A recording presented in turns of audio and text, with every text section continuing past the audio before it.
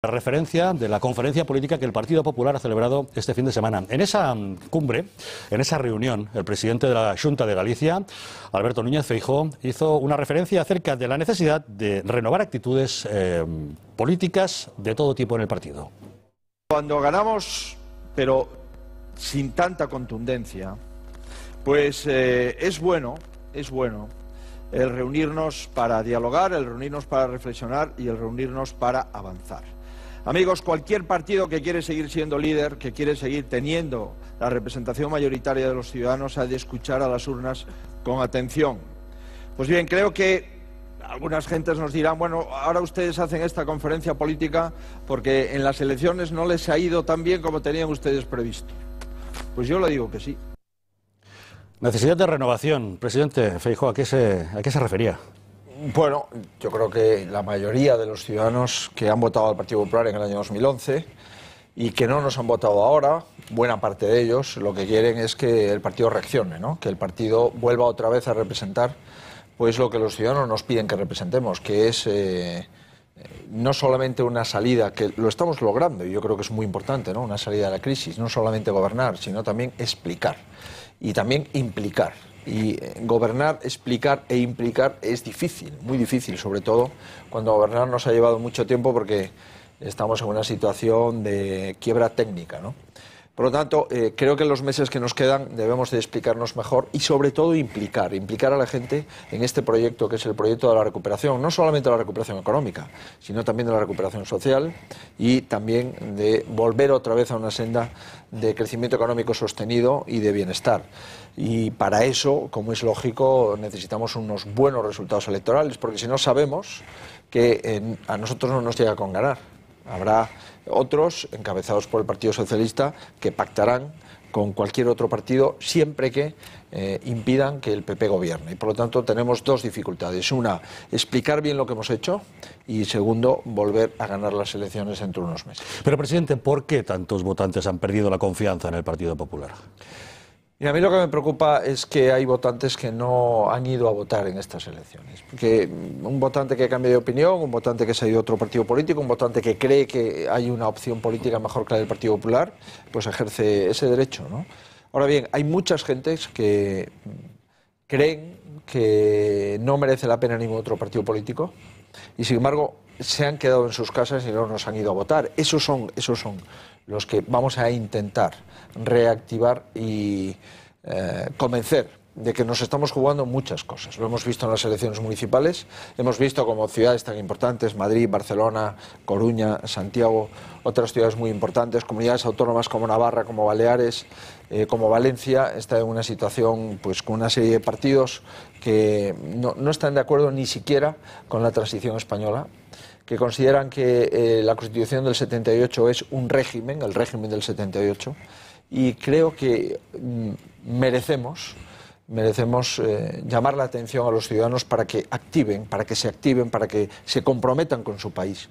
Nosotros vamos a seguir comprometidos con nuestro país, con nuestros aciertos, con nuestros fallos, y esa conferencia política era de lo que se trataba. El decir, oiga, sabemos que no somos un partido perfecto, pero estamos comprometidos en seguir mejorando. Sabemos que hemos rescatado a un país, pero tenemos que rescatar todavía a miles y miles de familias que están en una situación con dificultad y sabemos que somos la mejor opción del arco político que en este momento hay en España. Ya no estamos hablando de un partido socialista como una alternativa de gobierno al Partido Popular. Estamos hablando de un partido socialista que su único objetivo es pactar con cualquier partido, nacionalista, soberanista, de izquierda radical, antisistema. Yo creo que ante ese panorama los ciudadanos merecen tener una España mejor y para tener una España mejor, en nuestra opinión, en mi opinión, el Partido Popular sigue siendo el partido menos malo, entre comillas, de todos los que en este momento están ejerciendo el gobierno y en este caso el gobierno central. ¿Pero se ha equivocado Rajoy al fiarlo todo a la recuperación económica?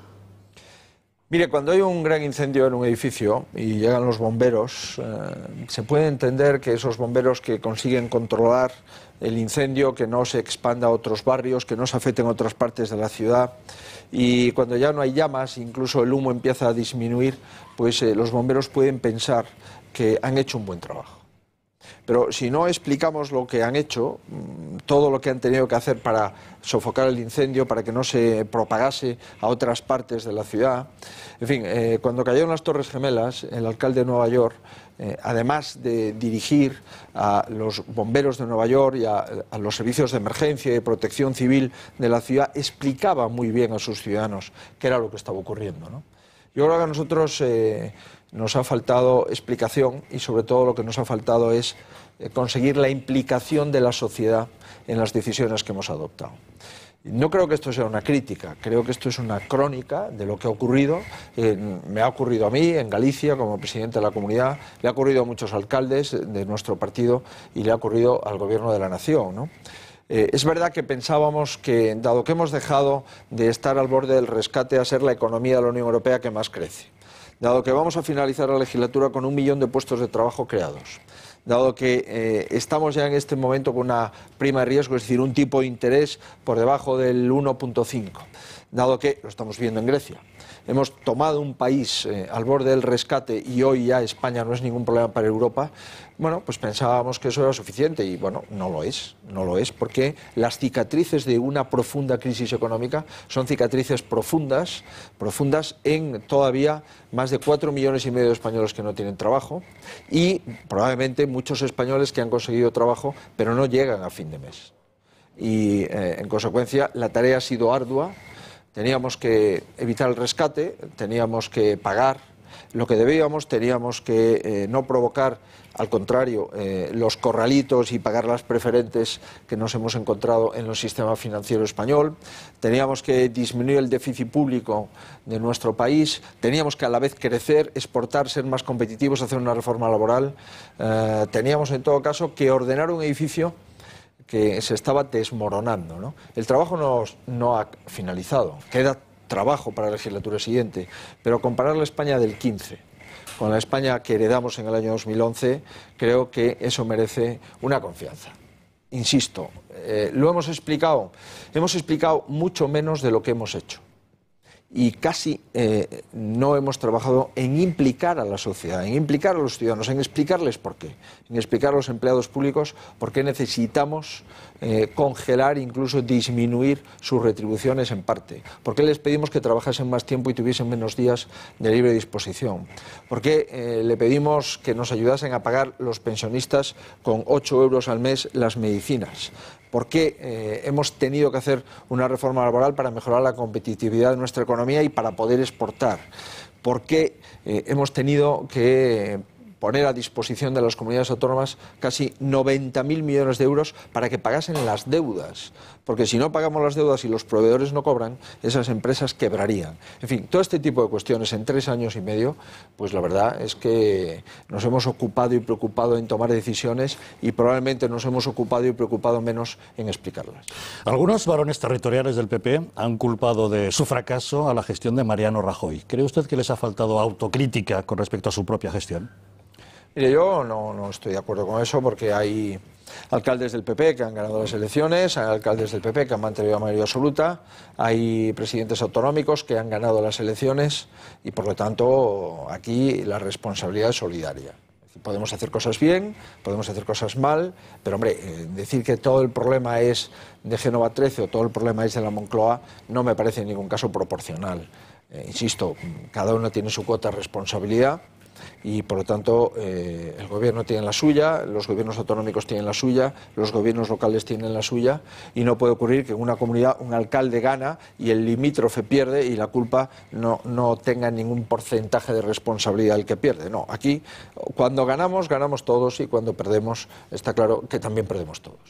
Usted ha dicho que el Partido Popular tiene que asentarse en el centro político desde la moderación, las reformas, la humildad y las propuestas. ¿Siguen todos pugnando por ese centro político? Es que en este momento el centro político está huérfano.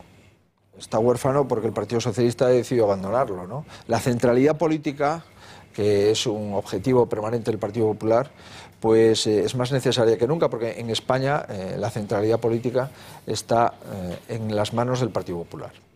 El Partido Socialista se ha ido a la centralidad política, ha preferido pues entregar ayuntamientos completos pues a partidos que ni siquiera creen en la transición española, que consideran que hay que hacer una enmienda a la totalidad a los 40 años de democracia, y que bueno, son los que perdieron durante la transición porque planteaban un movimiento rupturista y no un movimiento de reforma, y ahora 40 años después plantean otra vez un movimiento rupturista.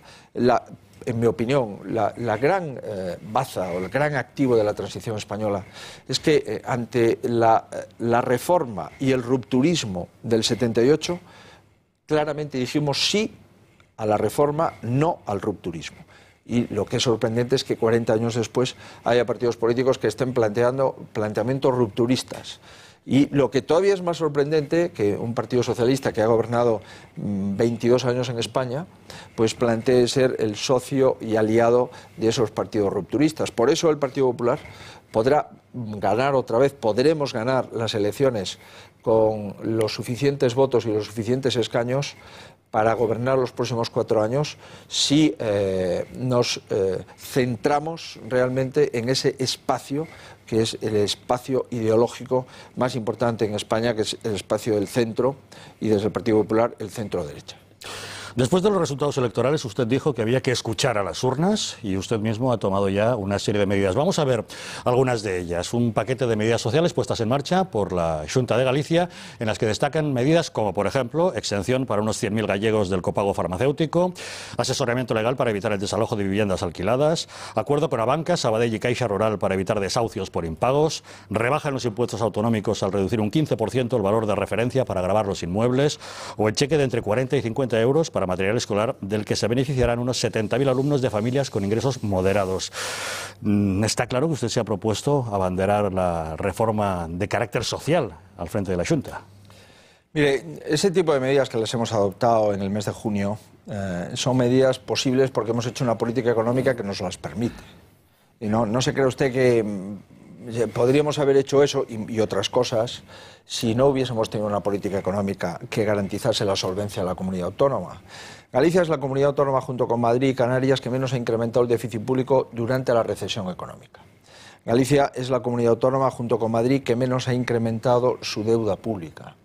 Galicia es la única comunidad autónoma, junto con Madrid, que no ha acudido al fondo de liquidez, es decir, que no le hemos pedido dinero al Gobierno de España para pagar a proveedores, para pagar nuestras facturas, ¿no? Por lo tanto, la política económica que nos ha llevado hasta aquí nos permite ahora, que hay un incremento de la recaudación fiscal, nos permite ahora pues, hacer este tipo de políticas. Pero durante estos años pues hemos invertido muchísimo dinero en hospitales y en centros de salud. El objetivo es que en el año 2016 el 70% de los gallegos, 70% de la población gallega, tenga un hospital nuevo o reformado en su área de salud. Hemos multiplicado por 3 el número de personas que cobraban la ley de dependencia. Cuando llegamos había 14.000 gallegos que cobraban la ley de dependencia y hoy sobrepasan los 40.000 gallegos. Y hemos incrementado pues, en un 70, en un 60, en un 80% plazas de guarderías, plazas de mayores, plazas de residencias de tercera edad. Por lo tanto, claro que hemos hecho política social. Lo que pasa es que tenemos que explicarla.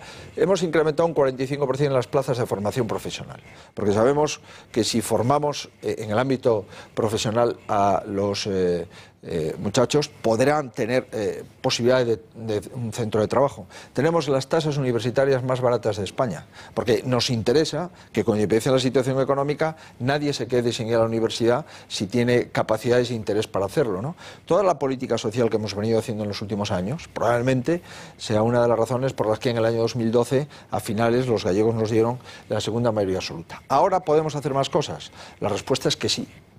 Pero, insisto, en base a políticas económicas que garantizan la solvencia de la comunidad, el cumplimiento del déficit público y una deuda pública que ha crecido menos que en el resto de las comunidades autónomas.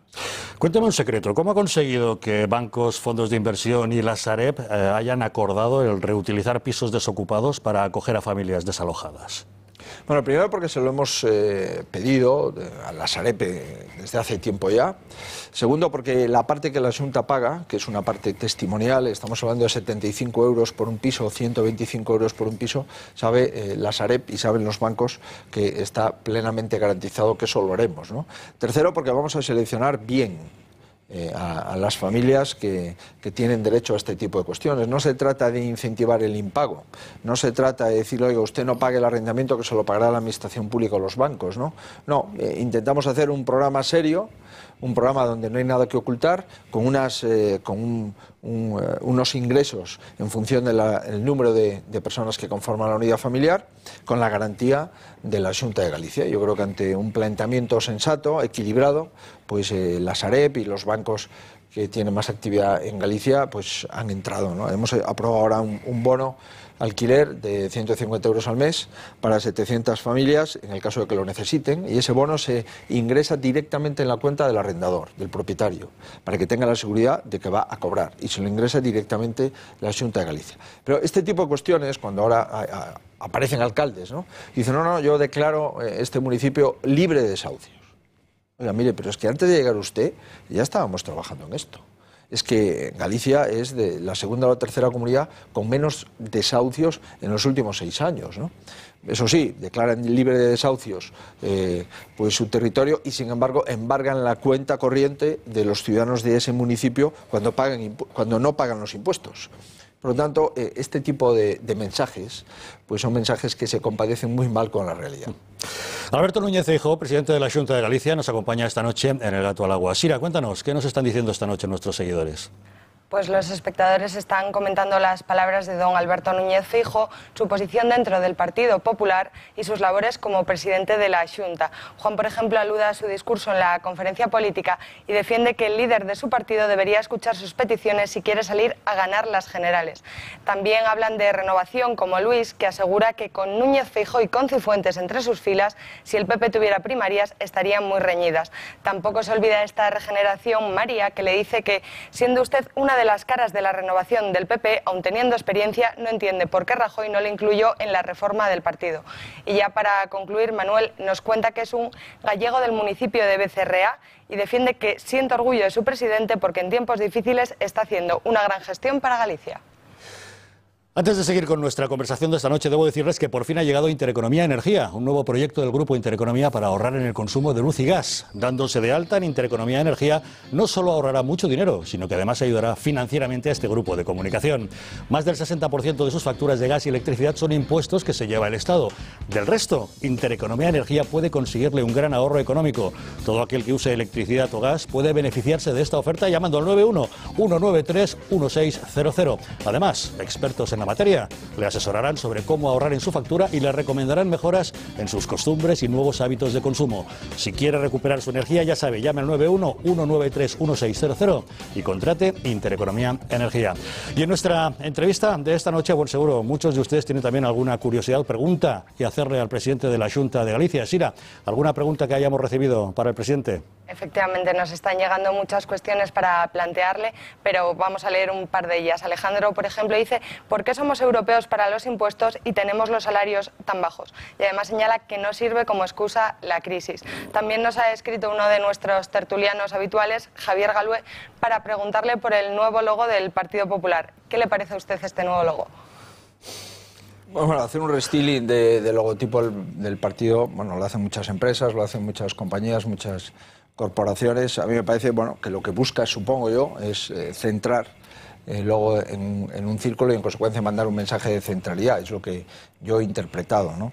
Pero lo importante en un partido, además de logo, pues lo importante en un partido es lo que hace, es lo que piensa y sobre todo es lo que defiende, ¿no? Y nosotros estamos intentando defender un país, tener una idea de un país completa, poder decir lo mismo en Galicia, en Andalucía, en el País Vasco y en Cataluña, y defender las libertades porque creemos en ellas, ¿no? Eso sí, intentamos tener unos servicios públicos para que los ciudadanos se puedan sentir seguros, con independencia de su renta, que puedan ir a una universidad, que puedan ir a un hospital y que puedan estar permanentemente pues atendidos en sus necesidades cuando sean mayores, con todas las dificultades que tenemos, y para eso necesitamos impuestos, y para eso necesitamos recaudar ingresos. Fíjese, España ha tenido una bajada de sus ingresos como consecuencia pues, de la crisis, ha tenido una bajada de sus ingresos como consecuencia de que los intereses de la deuda nos costaban muchísimo dinero y que dedicábamos casi 40.000 millones al año en las prestaciones por desempleo, ¿no? Ahora que empezamos a tener un poco más de empleo, ahora que han bajado abruptamente los intereses de la deuda, pues ya hemos reducido 2 veces el impuesto a la renta y el próximo año volveremos a reducir el impuesto de sociedades, ¿no? Y las comunidades autónomas pues estamos con el compromiso de seguir reduciendo impuestos. Nosotros acabamos de reducir un 15% la valoración de los bienes inmuebles a efectos de todos los impuestos propios y cedidos de la comunidad, el impuesto de transmisiones, el impuesto de actos jurídicos documentados y el impuesto de sucesiones, de donaciones, pero queremos seguir bajando impuestos, ¿no? Y esto es lo que le puedo trasladar. Mire, aquí hay un partido en España que nadie puede discutir que en cuanto puede baja los impuestos. Hay otros partidos en España que lo que plantean son siempre subida de impuestos. Presidente, hay quien ha definido su política como un intento de democratizar la recuperación. ¿Qué le parece esa definición? Bueno, yo creo que la economía debe ser democrática y creo que la recuperación ha de llegar a todos, ¿no? Es verdad que no hay recuperación micro, sino hay una recuperación macro previa, ¿no? Y cuando dicen, no, es que esto de la recuperación macro, pues esto no le llega a los ciudadanos. Oiga, la recuperación macro es que se incrementa el consumo y cuando los ciudadanos compran coches o cuando los ciudadanos empiezan ahora a comprar alguno de ellos alguna vivienda o cuando los ciudadanos incrementan sus ventas y se recauda más IVA y cuando los ciudadanos se baja el impuesto a la renta y con esa renta disponible se consume más, pues se mueve la economía, ¿no? Por lo tanto, no es verdad que la macro no tenga importancia en la micro. Lo que sí es verdad es que se tarda en cristalizar la recuperación económica de las familias. Y reitero, si un país tiene todavía 4,5 millones largos de parados, pues a esa gente cuando escucha a los políticos hablar de recuperación, cuando escucha a los políticos decir que estamos creciendo más que ningún otro país de la Unión Europea, y cuando escucha este tipo de mensajes sin matices, pues automáticamente dice, estos políticos no viven en la realidad. Y por eso la gran dificultad de explicar las cosas y sobre todo de conseguir que se impliquen los ciudadanos en esto. Yo he vivido durante estos últimos 8 años como presidente de la comunidad muchos meses en los que no sabía si podíamos o no pagar la nómina. Y yo he vivido muchos meses en los que no sabía si le podíamos pagar los fármacos a los farmacéuticos que habían retirado previamente los gallegos, ¿no? Por lo tanto, hemos vivido momentos de extraordinaria dificultad y en este momento ese ya no es mi problema. Mi problema es cómo puedo seguir incrementando el empleo y cómo puedo ayudar a incrementar el empleo. Mi problema es cómo podemos seguir haciendo hospitales, comprando resonancias magnéticas, mejorando los quirófanos, haciendo más guarderías, porque ya sé que voy a pagar al fin de mes y ya sé que tengo dinero para atender los servicios públicos. El problema ahora es mejorar los servicios públicos y ayudar a la incentivación económica y a la inversión en Galicia, ¿no? Y estos años han sido de una extraordinaria crudeza. Créame, es decir, yo nunca he visto que mi país, que muchas comunidades autónomas estuviesen en una situación de impago. Y hemos visto durante estos años cómo prácticamente todo el Mediterráneo necesitaba el dinero para llegar a fin de mes. Y cómo había muchas farmacias que no cobraban y funcionarios que cobraban a través de una línea de tesorería que los bancos le dejaban a las comunidades autónomas a cuenta. Oiga, creo que en nuestro país hemos hecho cosas grandes, hemos hecho cosas importantes, tenemos un gran país y yo espero y deseo que los ciudadanos, que son los verdaderos protagonistas de la superación de la crisis, pues entiendan que entre todos hemos hecho cosas muy importantes. En fin, lo que está pasando en Grecia, aunque no es una comparación probablemente homogénea, pero sí lo es desde el punto de vista de que el gobierno griego cuando llega a su país se encuentra con una profunda crisis, el gobierno español del presidente Rajoy cuando llega en diciembre del año 11 se encuentra con una profunda crisis. Hoy España es un país referente en crecimiento y en competitividad de su economía y hoy Grecia es un país que está en una absoluta situación de inestabilidad y de incertidumbre. Yo creo que esas cosas probablemente muchos ciudadanos las estén valorando. En estos tiempos se habla mucho de democratización en los partidos, de transparencia. El propio Mariano Rajoy se ha mostrado partidario de iniciar un proceso de primarias en el seno del Partido Popular, pero ha dicho que esta vez sí, en serio. Cuando aprobemos los cambios, los llevaremos a la práctica para cumplirlos, no para descafeinarlos, y lo haremos para darle mayor protagonismo a nuestros afiliados. Aquí todo el mundo presume de primarias, pero lo único que se ven son remedos de plebiscitos. Nosotros siempre hemos evolucionado al ritmo que marcaba la sociedad española y lo seguiremos haciendo. ¿Cree usted que aplicar primarias es un buen sistema para el partido? Mire, nosotros en el año 2006, ya ha llovido, han pasado casi 10 años, hicimos primarias en Galicia y nos presentamos 4. Y aparte, los otros 3 compañeros eran miembros del gobierno de Fraga, uno de ellos había sido secretario general del partido durante 15 años, otro era vicepresidente segundo del gobierno, otro era un consejero con una gran credibilidad y yo mismo. Nos presentamos 4, hubo mesas, hubo urnas, hubo colas para votar en los colegios, hubo alguno que fletó autobuses para votar en los colegios y hubo recuentos y hasta el final, pues en Santiago, en Pontevedra, hubo recuentos en algunas mesas y en algunas urnas dobles, porque estaba muy ajustado. Por lo tanto, cuando ahora escuchamos, verá usted, es que el Partido Popular no se puede hacer primarias. No, verá usted, los estatutos permiten hacer primarias, pero para hacer primarias se necesita al menos 2 candidatos, porque si no tenemos candidatos no hay primarias. Ya digo, en Galicia, para sustituir al presidente fundador, al presidente Fraga, nos presentamos 4. Que se puede decir, oiga, no, ahora en primarias en vez de a través de delegados, a través de voto directo de todos los afiliados. Bueno, yo creo que ese tipo de cosas bien merece la pena hacer una reflexión, ¿no? Fíjese en la discusión que en este momento tiene un partido asambleario, eso dicen, por naturaleza, que son el nuevo partido de Podemos, ¿no? O fíjese cómo el secretario general del Partido Socialista rápidamente quiere hacer las primarias en el mes de julio, donde solo se presenta él, pues para ser el candidato a la presidencia del gobierno, ¿no? Por lo tanto, yo entendí las palabras del presidente y decir, mire, si los estatutos del partido, cuando los aprobemos en el próximo Congreso, se puede ampliar el plazo para hacer campaña electoral a los que se quieran presentar. Si el sistema de compromisarios hay que hacer ajustes y los compromisarios son en función del número de votos y no en función de los votos totales de cada mesa. Bueno, todo este tipo de cosas a mí no me parece mal, pero hombre, el señor Bauzá hizo primarias en Baleares, ¿no? Y yo, pues modestamente, soy un producto de las primarias, pero no cuando se le ocurrían al Partido Socialista, ¿no? Sino que esto es lo que los estatutos del Partido Popular posibilitan. Pero vuelvo a reiterar, ¿se puede mejorar esos estatutos? Probablemente. Pero en este momento, pues el 30% de los cargos o el 40% de los cargos de Podemos dicen que las primarias para elegir al presidente, pero al candidato a la presidencia del gobierno de Podemos están trucadas, son falsas y necesitan reconvertirse. Pues vea usted, sin comentarios. En Galicia, tanto Izquierda Unida como el BNG estarían encantados si usted adelantara las elecciones autonómicas gallegas a finales de este año para hacerlas coincidir con las generales. Pero usted ya ha dicho que piensa agotar el mandato y eso nos da hasta octubre de 2016. ¿Qué le queda por hacer de aquí hasta entonces?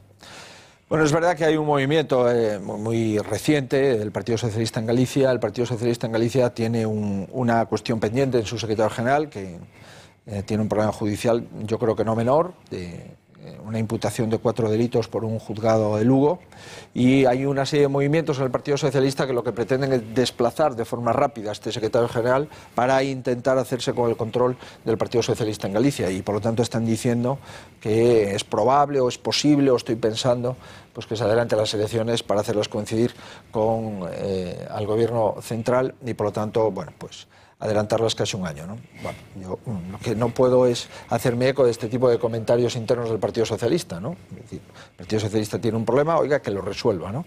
Galicia va a tener un presupuesto en el año 2016, va a tener un presupuesto con gasto social y bajada de impuestos, y vamos a ejecutar ese presupuesto porque es el mandato a las urnas, ¿no? Yo creo que a las urnas debemos de hacerles caso porque gracias a las urnas estamos aquí.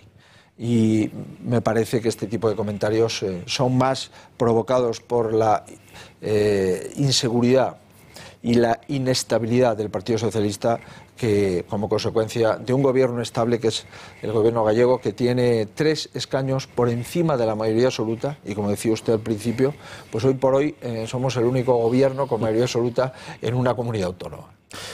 Señor Núñez Feijóo, la semana que viene se cumplen 2 años de la tragedia del Albia. Todavía recordamos sus emocionantes palabras de hace un año, cuando se cumplía el primer aniversario. Todos os idiomas do mundo serían insuficientes para expresar o que sinte o noso povo. Porén, provistos desa bagaxe limitada, temos a obriga de facer presente o que aquí sucedeu hai un ano. É unha tarefa tan difícil como imprescindible. Muchas personas perdieron a seres queridos, algunos perdimos algún buen amigo como Enrique Beotas, por ejemplo. Me imagino que es muy difícil superar el dolor que causa una tragedia como esta y que además viene a ensombrecer una fecha tan señalada como la festividad del Santo. Sí, es la noche más importante de Galicia, es la noche del 24 al 25 de julio, es la noche del apóstol Santiago. Era una noche preciosa en la que a unos metros del andén de la estación del ferrocarril de Santiago de Compostela pues perdieron la vida. Perdieron la vida y la perdieron para siempre muchas personas amigas, otras personas que venían a Santiago. En fin, fue un impacto emocional y bueno, llegamos allí, ver los cadáveres en las vías, no poder decirle a las familias la situación en la que estaban sus familiares, sus parejas, sus hijos, sus hermanos, porque eso le toca hacerlo al grupo de psicólogos que estaban atendiéndoles. Es una noche larga y es una noche larga para toda la vida, ¿no? Porque esas imágenes no se pueden borrar, ¿no? Y el comportamiento de la sociedad gallega, ¿no?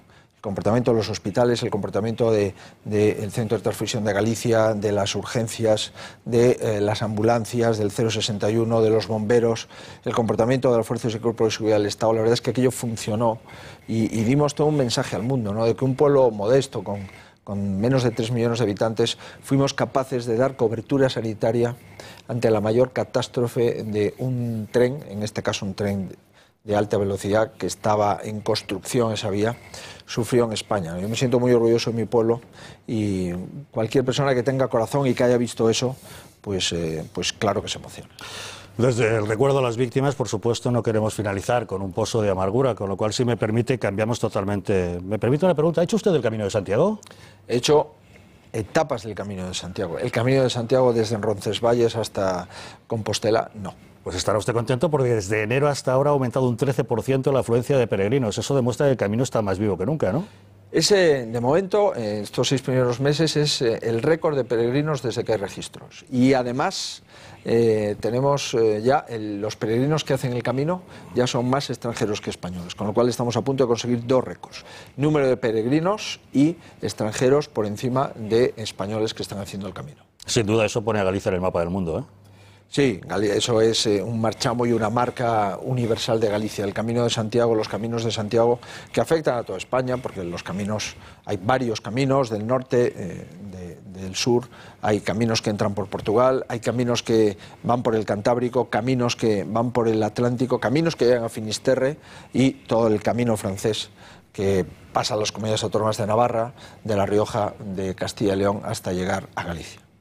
Alberto Núñez Feijóo, presidente de la Xunta de Galicia, nos ha acompañado esta noche en El Gato al Agua. Sira, cuéntanos, ¿qué nos están diciendo esta noche nuestros amigos? Bueno, pues hoy les estamos preguntando precisamente por las políticas sociales impulsadas desde la Xunta de Galicia y nos están llegando muchos mensajes. Por ejemplo, Ana defiende que si la Xunta no impulsase ciertas medidas sociales, las familias gallegas estarían mucho más golpeadas por la crisis. Otro espectador nos dice que no se puede gobernar siempre en base a las políticas económicas. Sin las políticas sociales adecuadas, no hay economía que aguante el desempleo que se ha generado en los últimos años. Y bueno, más allá de la pregunta del gatómetro, nos escribe Alfonso para decirnos que lo que le queda claro es que el señor Feijóo debería estar en el puesto del señor Rajoy, así de sencillo. Bueno, lo habrá oído más de una vez eso, que le consideran el delfín, futuro sustituto del presidente del gobierno. Mire, el presidente del gobierno goza de buena salud y por lo tanto, fíjese, le voy a contar una anécdota. Cuando llegó Fraga al gobierno de Galicia en 1989, empezó a haber un movimiento de personas que lo iban a suceder, ¿no? Yo aquella tenía 29 años y al final le acabé sucediendo yo. Fíjese usted, cuando se hablan de delfines, a un presidente de gobierno, todos los que están en el acuario normalmente perecen antes de que empiece el tiempo, eso lo puedo asegurar. Y además, tratándose de gallegos, Fraga, gallego, Rajoy, gallego, el que quiera ser delfín de Rajoy, pues me da la sensación que tiene que armarse de paciencia. Son los quebraderos de cabeza que da la política. Pero, don Alberto, si además de quebraderos de cabeza tiene usted dolores musculares, atento, porque esto le puede interesar, y todos ustedes también, porque dolores de espalda, reuma, artrosis, lumbago, osteoporosis o fibromialgia tienen ahora los días contados gracias a este gel que tengo en la mano. Con apenas 2 aplicaciones diarias en la zona dolorida, decimos adiós a esos dolores tan molestos. Así que no esperen más y llamen a este teléfono, 91-391-8989, y a vivir sin dolor. Su precio es de 49 €, pero atención, porque los amigos de Biosalud Natura tienen un regalo para todos los seguidores del Gato al Agua. Las 50 primeras personas que llamen ahora mismo, al 91-391-8989, recibirán este gel fantástico analgésico en su domicilio totalmente gratis. Las 50 primeras, además, recibirán también este juego de plantillas de Viscogel para mejorar la circulación sanguínea. Lo han oído bien. Los 50 primeros que llamen ahora mismo a este número, el 91-391-8989, reciben su gel gratis y sus plantillas para decir adiós al dolor, como yo se lo regalo a usted.